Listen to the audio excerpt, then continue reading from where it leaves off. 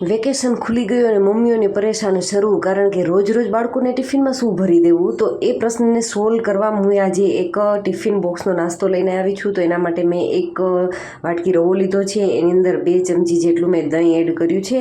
અને હવે આપણે એમનું બેટર સારી રીતે પાતળું બને એ માટે આપણે થોડું એટલે કે અડધો ગ્લાસ જેટલું પાણી એડ કરી અને સારી રીતે મિક્સ કરી લેવાનું છે.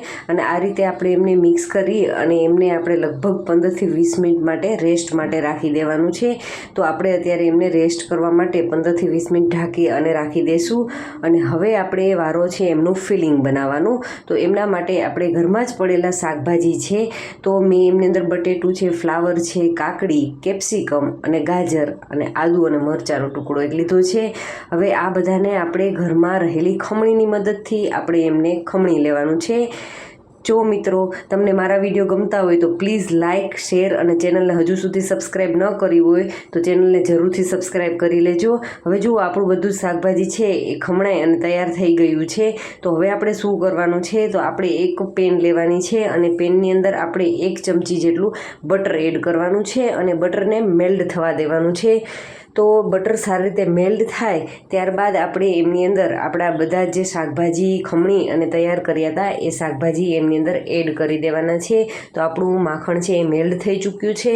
તો આપણે બધું જ શાકભાજી છે એક પછી એક બધું જ આપણે કઢાઈની અંદર એડ કરી દઈશું અને આપણે એમને સારી રીતે સાતળી લેવાના છે. તો લગભગ એમને આ જ રીતે 2 થી 3 મિનિટ માટે આપણે સાતળી લેવાના છે. તો આપણે એમને 2 થી 3 મિનિટ સાતળી લઈએ અને એમની અંદર આપણે જે રૂટીન મસાલા એડ કરવાના છે, તો એમની અંદર આપણે મસાલા એડ કરી દઈએ. તો સ્વાદ અનુસાર એમની અંદર નિમક એડ કરીશું અને મરી પાવડર એડ કરીશું અને આપણે હવે એમની અંદર આદુ મરચાંની પેસ્ટ, ધાણા ભાજી એડ કરી દેવાનું છે.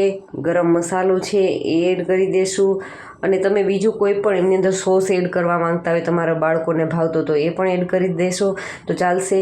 હવે એમની અંદર મેં થોડો એવો સંચળ પાવડર એડ કર્યો છે અને એમની અંદર ધાણા ભાજી એડ કરી અને બાળકોનું ઓલ ટાઈમ ફેવરિટ એવું ચીઝ એ પણ આપણે થોડું એવું એની અંદર ખમણી લેશું. તમારા બાળકોને જો વધારે ભાવતું હોય તો તમે એ વધારે માત્રામાં લઈ શકો છો. મારા બાળકોને થોડું ઓછું ભાવે છે એટલે હું એને થોડીક ઓછી માત્રામાં ચીઝ છે એ લઈ લઈશ. અને હવે આપણું બેટર ચેક કરી લઈએ. તો હા, આપણો રવો છે સારી રીતે ફૂલી અને તૈયાર થઈ ગયો છે. હવે આપણે એક મિક્સી જારની અંદર આપણે એમને નાખી દેવાનું છે. તો બધો જ આપણે મિક્સી જારની અંદર આપણો રવો છે એ લઈ લેશું અને આપણે એમને સારી રીતે ક્રશ કરી લેવાનો છે. તો એમની પહેલાં હું એની અંદર 1 ચમચી જેટલો ચોખાનો લોટ એડ કરીશ. એ બિલકુલ ઓપ્શનલ છે, જો તમારી પાસે હોય તો એડ કરવાનો, નહીંતર ચાલશે, એમના વગર પણ સારું જ બનશે. અને સ્વાદ અનુસાર એમની અંદર નિમક એડ કરી અને આપણે એમને સારી રીતે એમનો ક્રશ કરી અને એમની પ્યુરી રેડી કરી લઈએ. તો એકદમ સરસ પાતળું એવું બેટર છે એ તૈયાર થઈ ચૂક્યું છે. હવે આપણે ગેસની ફ્લેમ ઉપર એક નોનસ્ટિક પેન રાખી દઈશું અને એને એકદમ મીડિયમ આપણે ગરમ કરવાની છે. બહુ વધારે પડતી ગરમ નથી કરવાની.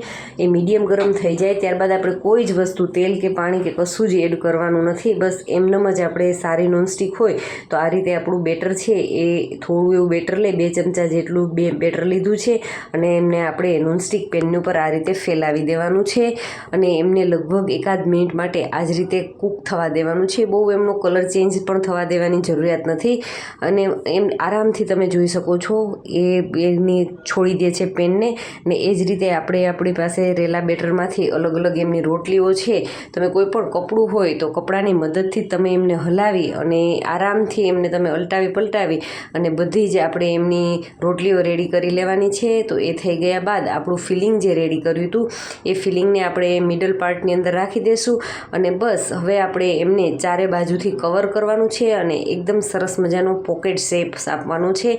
તો તમે એમ માટે જુઓ, તમે જોઈ શકો છો કે હું કોઈ પણ પ્યુરી ચીપકાવવા માટે નથી પાણી, નથી તેલ, ઘી શેનો પણ ઉપયોગ નથી કરતી. બસ માત્ર એમને આ જ રીતે આપણે ચમચાની કે કોઈ પણ તાવીથાની મદદથી પ્રેસ કરીશું તો આરામથી એમની સાથે એ ચોંટી જશે.